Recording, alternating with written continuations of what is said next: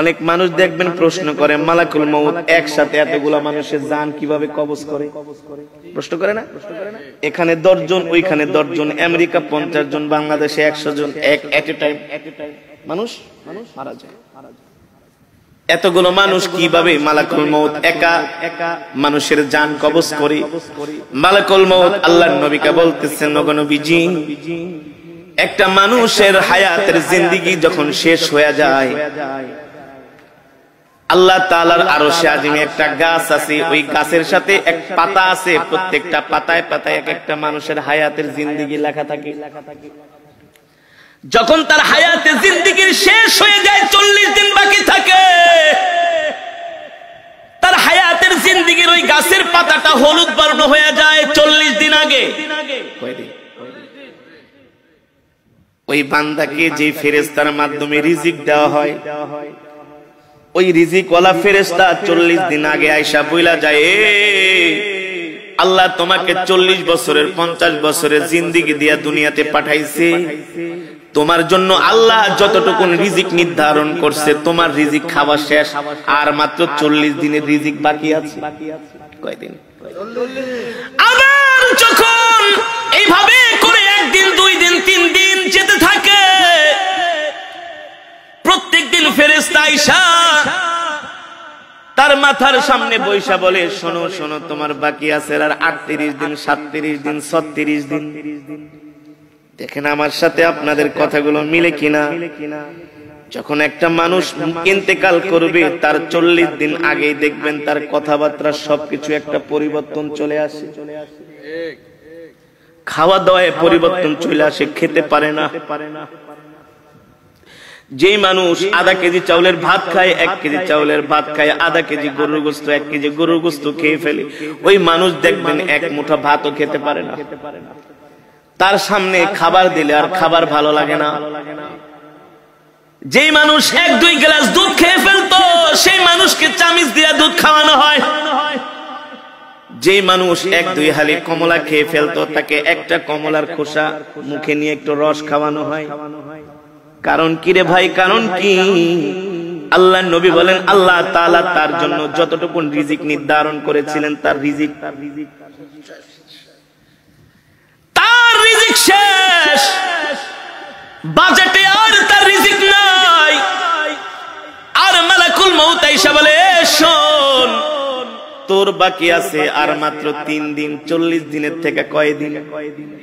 দেখবেন একটা মানুষ মৃত্যুর 3 দিন আগে তার কথাবার্তা আরো চেঞ্জ হয়ে যায়। আত্মীয় স্বজনকে দেখলেই তাকায় থাকে, এক পলকে তাকায় থাকে, দোকানের দিকে যে তাকায় থাকে, বাড়ির দিকে যায় তাকায় থাকে, সম্পদের দিকে যায় তাকায় থাকে। কারণ আস্তে আস্তে পৃথিবী তাকে ছেড়ে দিতেছে। আল্লাহ আল্লাহ, মালাকুল মউত আয়েশা বলে, তুই এখনো কি তওবা করস নাই? তোর মাত্র আর 3 দিন বাকি আছে। এই 3 দিনের বেশি আর দুনিয়াতে থাকতে পারবি না। তুই তোর গুনার জন্য আল্লাহর কাছে ক্ষমা চা। তখনই দেখবেন ওই মৃত ব্যক্তি যে ইন্তেকাল করবে, 3 দিন আগে তার সন্তানদেরকে ডাকে, কথার মধ্যে একটা পরিবর্তন, আবেগী কথাবার্তা বলে, বাবা রে, আমি যদি চলে যাই, তোর মাকে দেখা রাখিস, তোর ছোট বোনটারে দেখা রাখিস। আমি যদি মারা যাই, আমার ছোট ছেলেটারে তোরা কষ্ট দিস না। বলে কি বলে না? আস্তে আস্তে করে একটা পরিবর্তন চলে আসে। তার একেবারে খাওয়া দাওয়া বন্ধ হয়ে যায়। শরীরের নার্ভ গুলো, শরীরের পার্টস গুলো আর আগের মতো কাজ করে না। কারণ সে মৃত্যুর জন্য তৈয়ার হচ্ছে। যখন তার হায়াতের জিন্দেগির পাতাটা একেবারে হলুদ বর্ণ হয়ে যায়, আর মালাকুল মউত আয়েশা তার সামনে হাজির হয়ে যায়। যদি নেককার হয়, স্ত্রীকে বলে, আমাকে কালেমা শরীফের তালকিন দাও।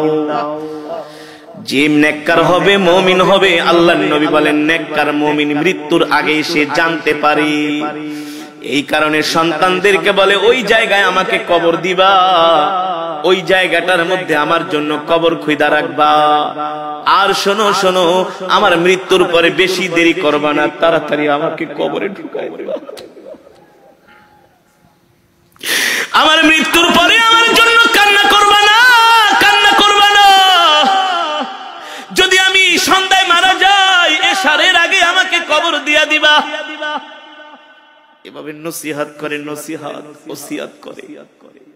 কারণ কি? কারণ কি?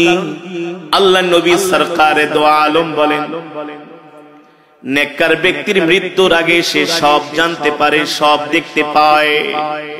এ কারণে একজন জান্নাতি মানুষ সব সময় মৃত্যুর জন্য তৈয়ার থাকে, প্রস্তুত থাকে। ঠিক কিনা বলেন?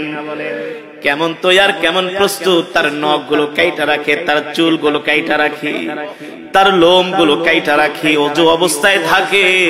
যে কোনো সময় মালাকুল মউত তাকে পাকড়াও করতে পারে। ঠিক কিনা বলেন?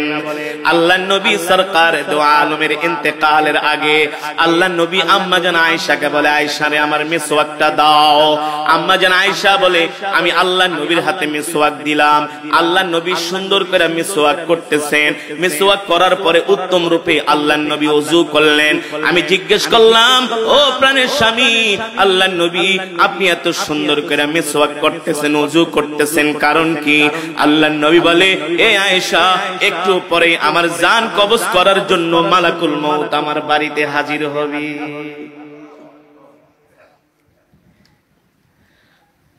মৃত্যু এমন একটা কঠিন বিষয়, আল্লাহ তাআলা বলে এই মৃত্যু থেকে কেউ বাঁচতে পারে নাই, তোরাও বাঁচতে পারবি না রে বান্দা। এবার আল্লাহর নবী জিজ্ঞেস করে, মালাকুল মউত, আপনি এতগুলো মানুষের জান কিভাবে কবজ করেন? মালাকুল মউত বলে, গো আল্লাহর নবী, আপনার সামনে যদি একটা পেয়ালা থাকে আর ওই পেয়ালার মধ্যে যদি হাজার হাজার পিঁপড়া থাকে, আপনি চাইলে একটা পিঁপড়াও মারতে পারবেন, চাইলে 100 পিঁপড়াও একসাথে মারতে পারবেন। পারবেন না? মালাকুল মউত বলে, সবার চেহারা আমার সামনে উপস্থিত থাকে। যখন তার হায়াতের জিন্দেগীর পাতাটা যখন হলুদ বর্ণ হয়ে যায়, আমি মালাকুল মউত তাকে আস্তে আস্তে করে সতর্ক করি। দিন যায় রাত যায়, আমি তাকে সতর্ক করি।